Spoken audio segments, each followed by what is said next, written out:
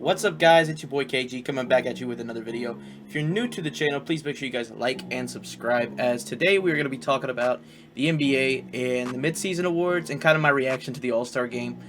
It's currently on right now as I am recording this video. So far so good. I mean, we've seen Jason Tatum kind of go nuts. We've seen Joel Embiid. We've seen Kyrie. Obviously, I don't know the winner yet, but so far so good. Pretty good showing. They had a really good halftime show for LeBron. Obviously, I'm a huge LeBron fan, so the way that they chose to do this was, I think, well-deserved. Not every day you're going to see a guy break the scoring record, and LeBron, honestly, is LeBron. I think he's the greatest to ever play the game. And quite honestly, the way they did the draft this year was also really entertaining. I enjoyed that part of it as well. But yeah, that was kind of the sum up of the All-Star game. I'm briefly summing that up. My reaction to it, I think it was a good All-Star game overall. The dunk contest with Mac was really good. The three-point contest was okay. It was fine. I enjoyed it enough. Dame won. You know, it was good enough. The skills challenge was horrific. We'll not even talk about the skills challenge. But the All-Star game was relatively good. I mean, it's the same thing pretty well every year. Just kind of no defense really happening until the final quarter, where they're really playing for something, you know. But overall, I think the All-Star game was really well. The LeBron thing was done really well. They brought Wade back. They had Karl Malone. They had Kareem Abdul-Jabbar. They had all those guys there. I thought it was done really well. So that's my opinion on the All-Star game. Now, mid-season awards. We're going to kind of go over what I think the mid-season guys are. I'm going to talk about the MVP. I'm going to talk about the team that I predict might win the finals. I think another thing that we should talk about too is maybe most improved player over the year. And maybe like a comeback player of the year type deal. Something to that effect, because I think that's going to be something that is good for this video. I kind of have my notes right here in front of me as well. So let's go ahead and get to it. MVP. I think this one's an obvious decision. If it's not, then I don't really know what to tell you. Nikola Jokic is definitely, in my opinion, the MVP. Currently averaging a triple-double. He's averaging 24.9 points a game, 11 rebounds, and just shy of 10 assists a game in 33 minutes per game. He leads the NBA in triple-doubles. He's leading his team to a 1 seed right now. Currently, the Denver Nuggets are looking very solid as a team right now.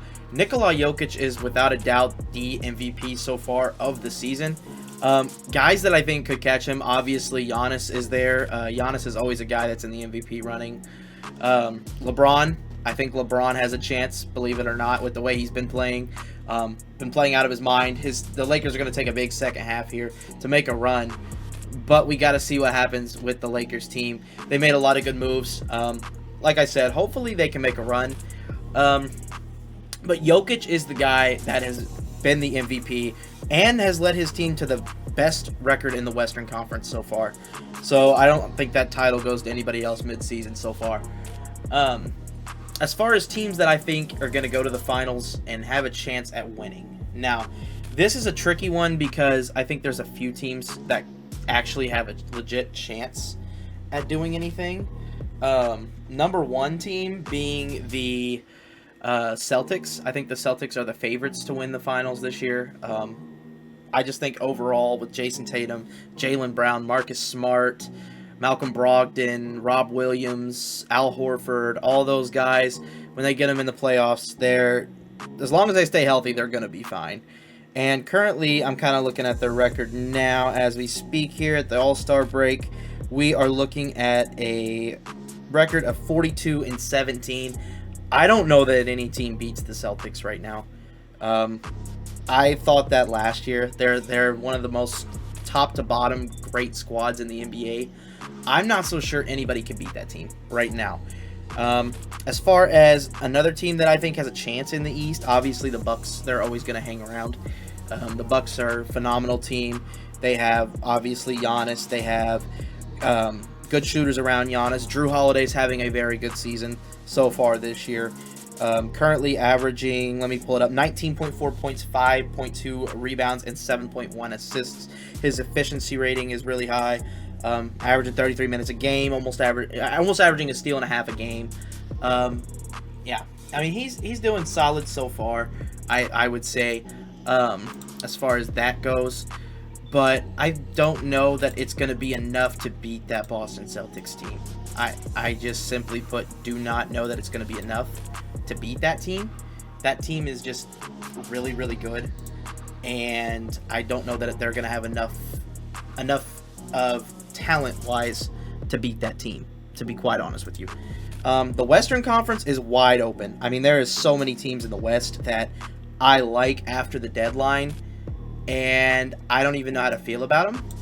So, for example, the Nuggets, like we just talked about, the Nuggets have had the best record so far in the West at 41-18. They're 5 games ahead of the Grizzlies. The Grizzlies are a really solid team. They didn't really do much at the deadline, but they didn't really need to. Ja Morant having a great season. Jaren Jackson Jr., Desmond Bane. Those guys have a solid roster top to bottom. Dylan Brooks has been a good role player. Tyus Jones.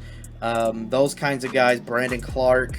I mean, there's a lot of good players on that team already that they really didn't need to make a ton of moves, I don't believe. So that's kind of my opinion on that front.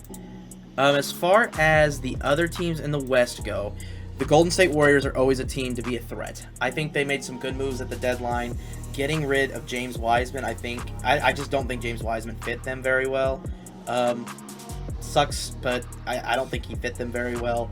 And I think he's going to, maybe he resurges his career. I don't know. But I'm hoping that it was a good move for the Warriors to get Gary Payton, and he adds to that depth with that team. I still think that team is a contending team. I don't think that they're any far-fetched from the imagination of not contending. When you have Steph Curry, Klay Thompson, Draymond Green, I don't think there's any possible way you can say they're not contending. So that's kind of my opinion on that. The Kings are a team that are third in the West right now, and I don't think anybody would have put them there to start the year. I think they're probably going to end up a 6-7 seed. I don't really see them being contenders this year. De'Aaron Fox, obviously, having a good year. Domantas Sabonis having a monster year. Oh my gosh, Domantas Sabonis has been phenomenal this year. Keegan Murray made some steps forward. They have Trey Lyles. They have a few guys there. Rashawn Holmes isn't terrible. Harrison Barnes, obviously, he's okay. He's fine. Malik Monk, they made a move for him. So, I mean, Kevin Huerter, they had him in the offseason. So, they have some guys there that have shown potential. I just don't see them really competing. The Clippers, okay. Interesting enough for the Clippers. I think they could have a chance. The Clippers, if they can get Russell Westbrook, have a legitimate chance to be title contenders. Here's why. They need a point guard badly. Russell Westbrook is one of the better point guards on the market right now. If they get Russell Westbrook, they have Russell Westbrook, Paul George, Kawhi Leonard. That three of in itself is phenomenal. Add Batum to that. Add Terrence Mann to that. Add Bones Highland to that. Add all these other pieces to that. Robert Covington. That team is very good, top to bottom. I think that team could honestly compete out of the West against the Boston Celtics if they can get Russell Westbrook. If not, it's going to be tough. I think it's going to be tough for them. The Suns, man, they're fully loaded of star power. We've seen this before. CP3 obviously is not what he used to be, but he's still CP3. He still knows how to play basketball. Devin Booker's good. I mean, let's be honest here. Devin Booker, stat-wise, averaging 26.6 points, 4.6 rebounds, and 5.5 assists per game. 34 minutes a game, shooting 36% from 3, 48% from the field. I mean, Devin Booker, 85% from the free throw line, almost averaging a steal a game. Devin Booker, phenomenal player on the Suns. I mean, there's not a whole lot you can not say about him that's good. Darius Baisley, I think he was a low-key guy that they got that is going to be critical for them to have going forward. Good defender. They did lose quite a bit of defense in the deal that they made for Kevin Durant, unfortunately, which kind of stinks for them. But at the same time, you have to really think about the upside that they got with that. I mean, they pretty much, they had to go for that. I mean, there was no reason they should not have gone for that.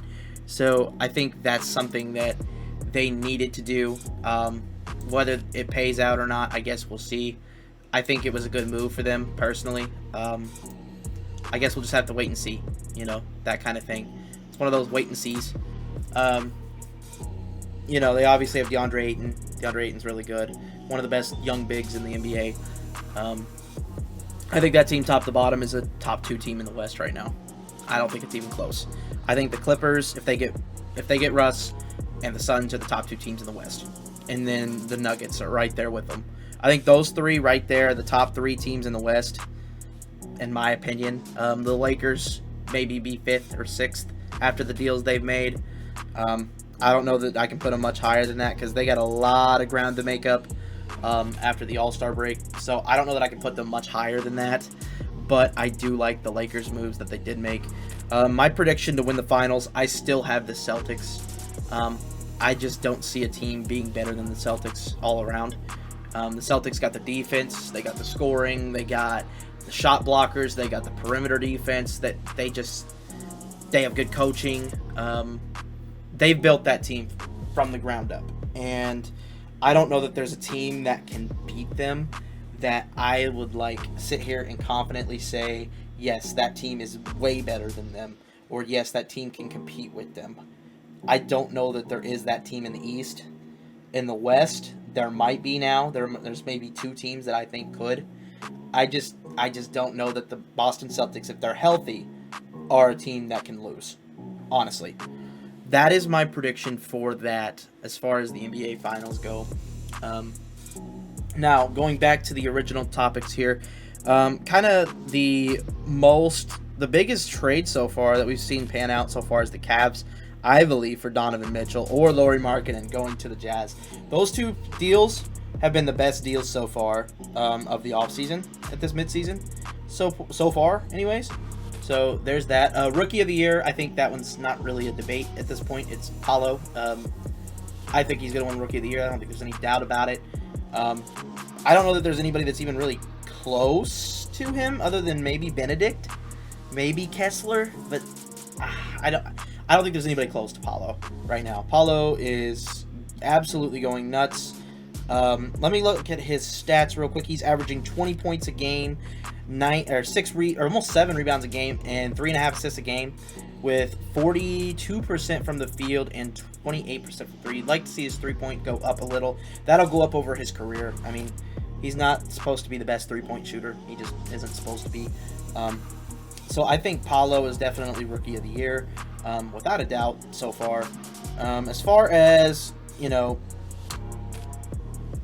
tanking goes, it's obvious to me that Houston's tanking for Victor. Most improved player. Now, this is going to be a hot take. This is going to be a very, very, very hot take, I think. And I think you could say there's a few people that deserve it. I think I'm going to put Halliburton as the leader for that right now. Him or Lauri. And here's why. Halliburton goes from the Kings to the Pacers. And we see the star potential once he becomes the Pacers. He has his sidekick with Miles Turner, and Buddy Hield is shooting an all-time high right now. That team is looking really good in the East. Believe it or not, they're on the borderline of contending, which is weird to even say. They're definitely probably going to make the playoffs this year. I don't see how they don't make at least the play-in this year. And he's led that team to, looking like a promising future. Tyrese Halliburton has looked solid over the years so far. I'm going to pull up his stats so far this year.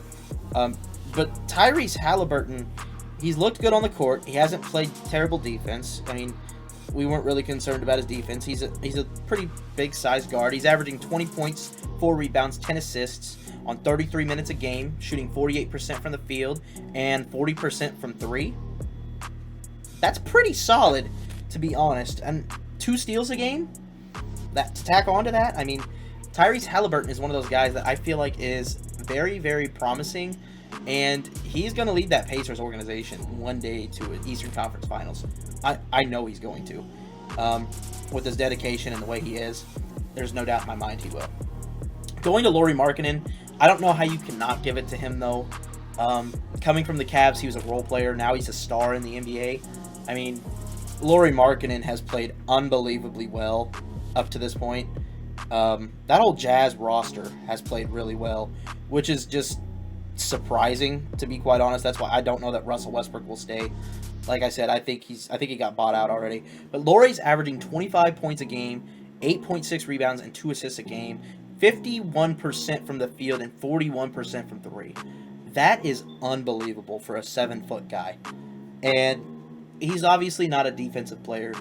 We know this. We already knew this going in. He wasn't a good fit for Cleveland at all. Lauri has shown this year that he could be a star in this league. And last year, you would not have thought that, to be quite honest. You definitely would not have thought of him being a star last year. So I'm probably going to give it to him as the most improved, but it's very close. Defensive Player of the Year. This one, midseason, I don't think is even close. Jaren Jackson Jr. What more can you say about Jaren Jackson Jr., man? I mean, this guy is unbelievably good. I'm going to pull up his stats. He's averaging 17 points, 6.7 rebounds, and 1 assist a game. It's not why we're here. He's averaging over 3 blocks a game and a steal a game. Shooting 35% from 3, 50% from the field in 27 minutes. Jaren Jackson, defensively, is the best rim protector probably in the league right now. And honestly, he's one of those guys, he's not no slouch on the perimeter either. So he's one of those guys that can switch on to these guards and actually play a little bit of perimeter defense. You know, obviously there's guys like Giannis, there's guys like that can switch on also. But there's not anybody that's doing what Jaren Jackson is doing this year with rim protecting. There's just not. So he is my favorite for the Midseason Defensive Player of the Year award. And I think that's what I'm going to end right there, guys. If you guys enjoyed the video, like I said in the beginning, please make sure you guys like and subscribe. And there's going to be more videos pop up right here. You know, whether it's my channel, whether it's featured content, whatever the case is. Make sure you guys go check out the fantasy football video here. And I am out. Peace.